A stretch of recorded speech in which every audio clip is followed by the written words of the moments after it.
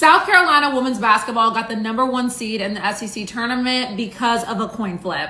So in the SEC, there was a tie between South Carolina and Texas. So a coin had to be flipped to decide who was going to be the queen of the court. So the SEC commissioner flipped the all-important coin during halftime of an LSU game.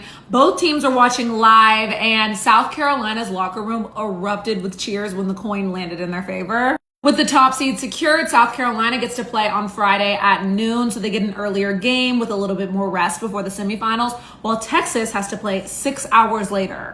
However, regardless to what the coin got to say, Texas might have the easier path anyway, because LSU is going to be without their star, Flau'jae Johnson, who was out with a swollen shin. Flau'jae will be sitting out of the SEC tournament due to shin inflammation, which apparently she's been dealing with pain since February 16th when they lost to Texas. Flau'jae was LSU's leading scorer, and she missed their regular season finale against Ole Miss, and that was her first game she's missed in her college career. The goal is to let her heal so she's ready for the real dance, which is March Madness. Juju Watkins secured USC their first regular season Big Ten title against their rivals, UCLA, by dropping 30 points. She has scored 68 points on UCLA this season, which tells us that she thrives under pressure. I mean, those are her rivals. Keep in mind, she's only 19 years old, and her 4 consecutive 30-point games against a single opponent are the longest streak since Caitlin Clark.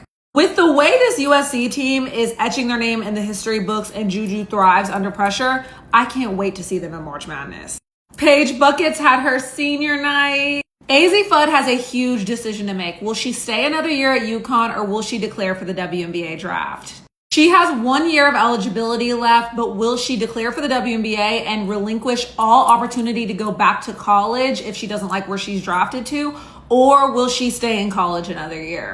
It seemed like a clue when she walked on senior day, signifying that she wouldn't be back next year, but she could always make the decision to come back like Paige Buckets did. She says she's going to be making a pros and cons list, so I look forward to seeing what she decides. And Hailey Van Lith came back from these memes. 2 years ago, TCU won just one conference game. Last year, they had to hold open tryouts because so many of their players were hurt. And now they're on top of the Big 12.